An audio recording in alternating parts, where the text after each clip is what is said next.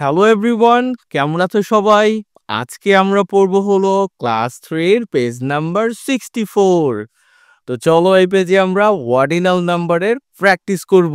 এতক্ষণ আমরা যা পড়ছি সেগুলো প্র্যাকটিস করব, সাউন্ডও প্র্যাকটিস করব।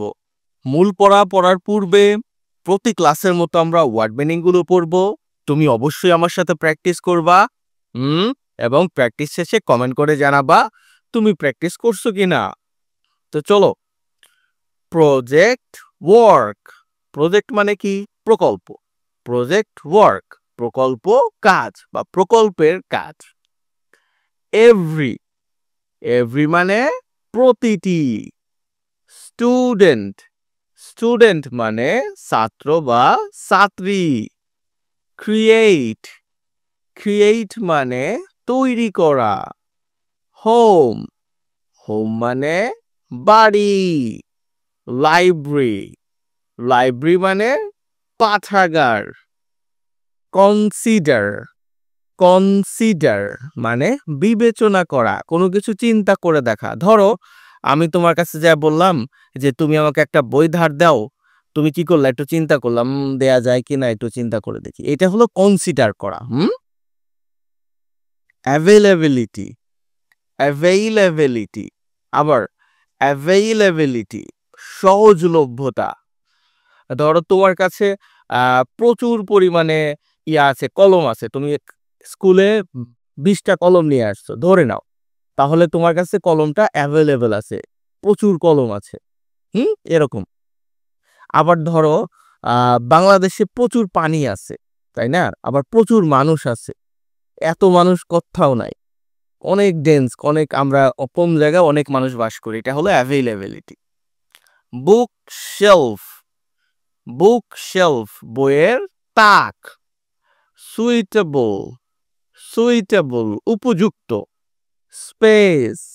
স্পেস মানে স্থান বা জায়গা। সাফিসিয়েন্ট। সাফিসিয়েন্ট পর্যাপ্ত। লাইট মানে আলো। কমফোর্টেবল। কমফোর্টেবল। কমফোর্টেবল মানে আরামদায়ক। সিটিং বসার ব্যবস্থা। সিটিং। নাম্বারিং। নাম্বারিং নম্বর দেয়া। অর্ডিনাল। অর্ডিনাল ক্রমিক। ওয়ার্ডগুলো একটু ডিফিকাল্ট, তাই না? ভালো করে পড়বা, মনোযোগ দিয়ে এটা বাড়িতে পড়ে মুখস্থ করে লিখবা, ওকে? এর আগে আমি যতগুলো পেজ পড়াইছি কোথাও এরকম ওয়ার্ড ছিল না, এই পেজটা ভালো করে পড়বা তোমরা। শেলভস। শেলভস মানে তাকগুলো, মানে বইয়ের যে বুক শেলফ হয় না, ওর তাক হয় অনেকগুলো তাক। ইনভাইট। ইনভাইট আমন্ত্রণ জানানো। ধরো তোমার বার্থডে, তুমি তোমার ফ্রেন্ডদেরকে ইনভাইট করলা, এটা। টিচার্স শিক্ষকরা বা শিক্ষকগণ। ফ্রেন্ডস বন্ধুরা। ফ্রেন্ডস বন্ধুরা, আবার বন্ধুগণ বলো না, ওকে? যদিও বলা যায়। ভিজিট।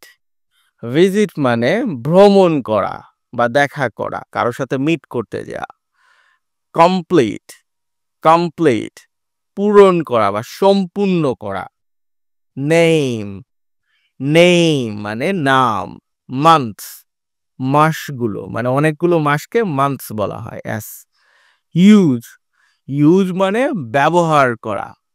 শর্ট ফর্ম সংক্ষিপ্ত রূপ।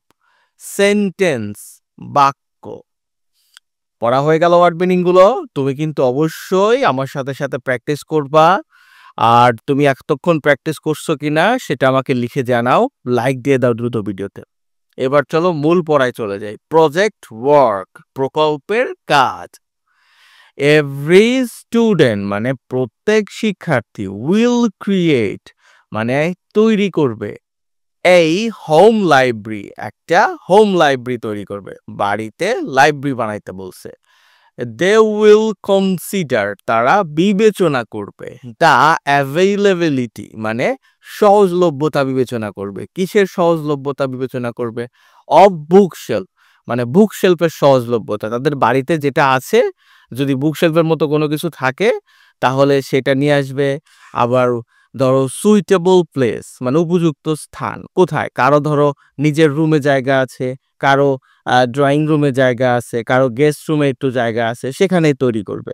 সাফিসিয়েন্ট লাইট, পর্যাপ্ত আলোর ব্যবস্থা থাকতে হবে, অন্ধকারে তো আর পড়তে পারবা না। কমফোর্টেবল সিটিং মানে আরামদায়ক বসার ব্যবস্থা থাকতে হবে, দাঁড়ায় দাঁড়ায় পড়তে পারবে না।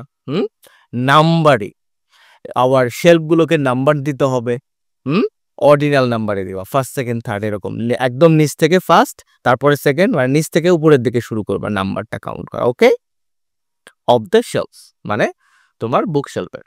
দ্য স্টুডেন্ট শিক্ষার্থীরা উইল ইনভাইট করবে মানে আমন্ত্রণ জানাবে কাকে, দ্য টিচার শিক্ষকদের, অ্যান্ড ফ্রেন্ডস এবং বন্ধুদের, to visit the home library মানে হোম লাইব্রেরি ভ্রমণের জন্য। তাহলে মূল কথাটা কি দাঁড়াইলো, বাড়িতে একটা উপযুক্ত স্থান দেখে তোমার সাধ্যমতো সুবিধা মতো বসার জায়গা টায়গা করে আলো বাতাসের ব্যবস্থা করে একটা হোম লাইব্রেরি বানাবা নিজের যা বই টই আছে সেগুলো দিয়ে।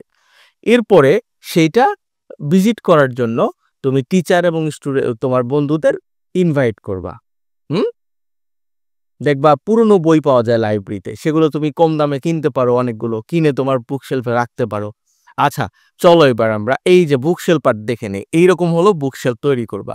মেবি তোমার একটু ছোট বুক শেলফ হবে, কোনো সমস্যা নাই, তোমার এত বই হবে না, কোনো সমস্যা নাই। ওকে, চলো এবার আমরা প্র্যাকটিস করি। প্র্যাকটিসে কি বলছে, কমপ্লিট মানে সম্পূর্ণ করো, the name of the months মাসের নামগুলো সম্পূর্ণ করো। ইউজ অর্ডিনাল নাম্বার ব্যবহার করতে বলেছে। ইন দ্য লেফট কলামে one is done for you, একটা তোমার জন্য করা হয়েছে। দেখো প্রথমে এই নামগুলো সম্পূর্ণ করতে হবে। একটা দেয়া আছে দেখো, জানুয়ারি, এটা কি এফ দিয়ে ফেব্রুয়ারি আমি পূরণ করে দিছি, এম দিয়ে মার্চ, এইটা এই দিয়ে এপ্রিল, এইটা এম দিয়ে মে, এরপর এখানে কি জে দিয়ে জুন, আবার জে দিয়ে জুলাই, এই দিয়ে আগস্ট, এস দিয়ে সেপ্টেম্বর, ও দিয়ে অক্টোবর। দেখো একটা জিনিস আমি করতে ভুলে গেছি, সেটা হলো অর্ডিনাল নাম্বার এখানে বসাইতে ভুলে গেছি।